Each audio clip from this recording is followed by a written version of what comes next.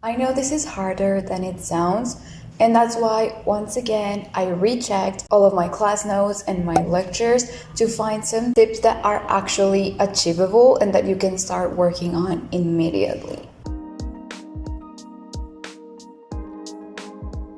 Hi, I'm Paula, the girl that sits here every Tuesday to just talk about things that happen to all of us but that we don't talk about enough. And today I wanted to talk about mental health because I feel like it's incredibly important all the time, but especially now that we are holiday season, which might not be the easiest holiday for everybody. And at moments like this, your mental health can worsen up a little bit, and that's normal. I will talk about it in future videos. But today I'm just going to talk about how you can start DIYing your way into improving your mental health. Obviously, I'm not going to come here and say, just go to therapy, because not everybody can access to therapy or mental health services. You can do it. That's one of the best things you can do for yourself. But if you can't, don't worry. You can still work towards improving the things that resonate with you. So don't take this as a guide for perfect mental health. I'm just going to share with you some things that I think you might find useful. So please remember that this is your journey and comfort in deciding what's the best for you. The first thing is stop lying to yourself. Babe, if you know that there are things that need to be improved or changed or eliminated from your life, denying them or pretending that they're not there, it's not going to help. How do you expect to improve your mental health if you just keep ignoring the fact that there are things that need to be worked on? You need to be as honest with yourself as possible and try to recognize the things that need to be improved for you to start working on them. You are stuck with yourself for the rest of your life, so it's time to start making it a nice place to be. You don't have to be afraid to be vulnerable with yourself. It's only at vulnerability that you can start recognizing your emotions, what triggers them, what makes you feel better, if there are any particular things that make you feel bad, like maybe your menstrual cycle affects your mood a lot, maybe some type of medication you're taking, maybe some foods. There are so many variables that can improve or worsen your mental health, and you need to be vulnerable enough with yourself in order to be able to recognize that there are things that make you feel a certain way and that it's okay to feel, so you can start working towards improving the things that make you feel great and working on the things that make you feel bad. It's okay to have fears. Everybody has fears, and the fact that you are afraid of something doesn't mean that you are weak or that you are never going to face that thing. Accepting that you have fears is one of the most human things you can do, and the best thing about accepting them is that you can start finding ways to actually face them. How are you going to work towards finding the solution for something that you don't even accept exists? You can only find solutions or ways to cope with it if you accept that it's there. And accepting doesn't mean that you have to share it with everyone if that's not what you want, but at least be honest with yourself, because it's your journey and you deserve to have all the information you can in order to make this world a more comfortable place for you. So it's okay to start noticing every single little detail about who you are, why you are like that, why you feel a certain way, why you act a certain way, and start working on that. The second thing is more of a reminder, and is you can outgrow everything.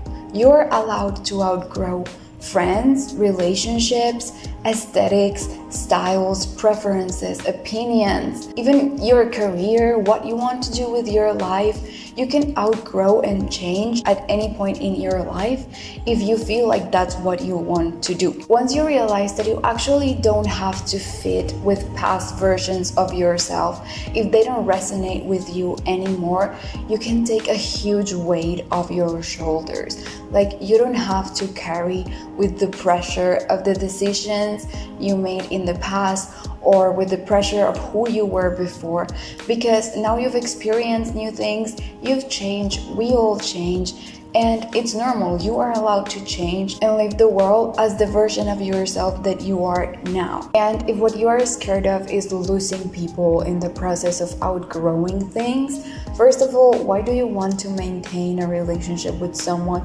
that just likes a past version of yourself, aka someone you are not anymore? And second of all, remember that the people that are worth to maintain in your life are going to be growing by your side. Because as I said, we all grow, we all change, we all mature, we all learn new things, discover new things, change our minds and our perspectives. And the best thing you can do is find and maintain the people that grow by your side, that are proud of seeing you growing and improving and becoming a better version of yourself, and that also can rely on you to support them in their growth as well. It's not worth it to maintain people that are stuck in one version of yourself. Focus on maintaining the relationships with people that give you space to grow and that also grow by your side. Overall, just fuck your labels. Fuck any labels you had that don't resonate with you. Just create new ones. Just create new ones. You are allowed to grow into a better and happier version of yourself. And this applies to any type of label. Sexual orientation, gender identity, personal style, preferences, political opinions, whatever. Any type of label you want to change, you can do it. You are the main character of your life. You can be whoever you want to be. It's your life. The next thing is lose the fear of missing out on things. Try to just think about for a moment the amount of pressure that you are holding when you are trying to please expectations that are placed on you. Because I know that we all carry that pressure. It's a pressure society naturally puts on us. And so we live thinking that we should be doing a certain thing, or that at this point in our life we should have already achieved something in particular, or we should be doing this or that, and we should be enjoying X thing. But who decides what we should be doing?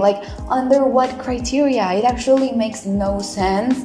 Why do you want me to do that instead of this? It makes no sense. The whole FOMO is valid, but you're actually not missing out on anything if you don't want to experience it in this moment of your life. Actually, we have so much time to do all the things we want to do. It's okay to take life at your own pace. Listen, you're not missing out on things you don't enjoy, but you are missing out on your present if you focus on only doing things that people are telling you you are supposed to do instead of what you actually want to do. If at some point in the future you change your mind about what you enjoy and what you don't, you can start doing those things in that moment. For example, if right now you hate partying or going out or dating or anything, you can just not do it. Even if you're young, even if you're in your 20s, if you don't like it, don't do it. If at some point in the future you start liking it, you will do it in that moment.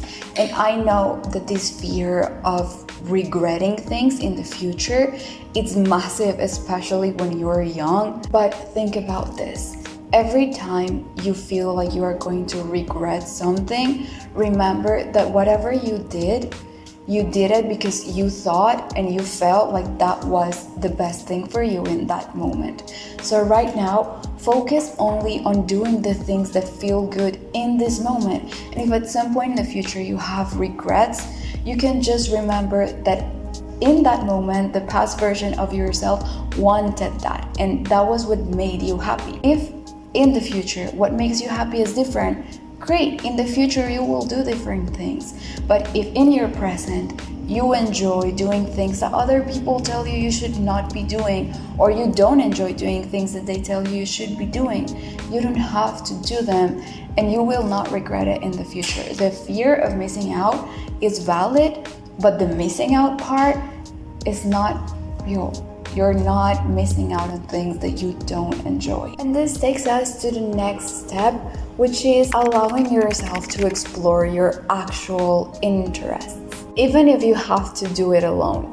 The things you like are not cringe. Doesn't matter what the rest of the people say. Fuck what they say. They are not cringe. And you know what? Even if they are, there are still other people who also enjoy those things. So you are not alone. And you don't have to be a professional in that area to be able to enjoy it. For example, if you like art, you don't even have to be good at it. You can be terrible at art and still enjoy it. Same with, I don't know, cooking, or doing a sport, or whatever you like, whatever you're interested in. You don't have to be good at it for you to be able to enjoy it. It's okay to enjoy things just for the sake of it. It's actually incredibly beautiful that you do things just because they bring you joy. It's so cute. It's really beautiful to see people just enjoying the little things of life and just enjoying little activities that just brings them so much joy, even if they actually are not doing it. Okay, remember that your hobby is not your job, so you don't have to be extremely good at it, and you are not in a competition. You are literally just doing it because you like it.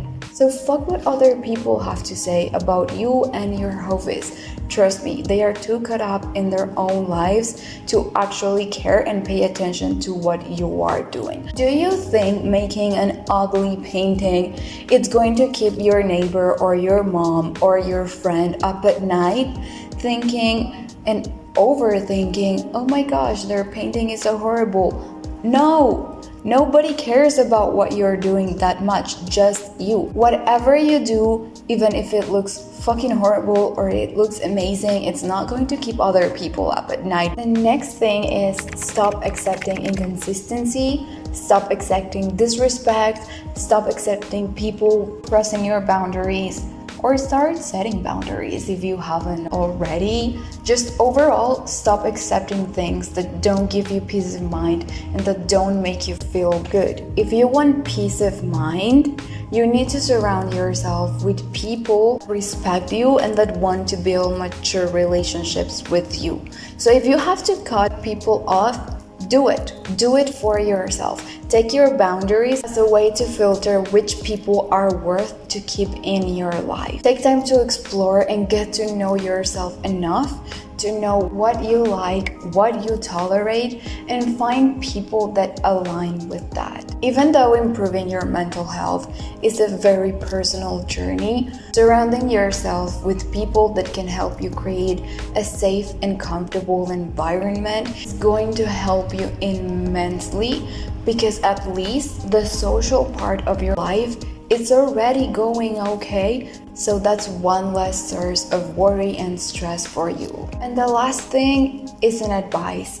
Once again, I'm still very young, so just like you, I'm learning, and this is one of the very few advices that I'm sure will work for you, and that is focus and pay attention on the things that work for you.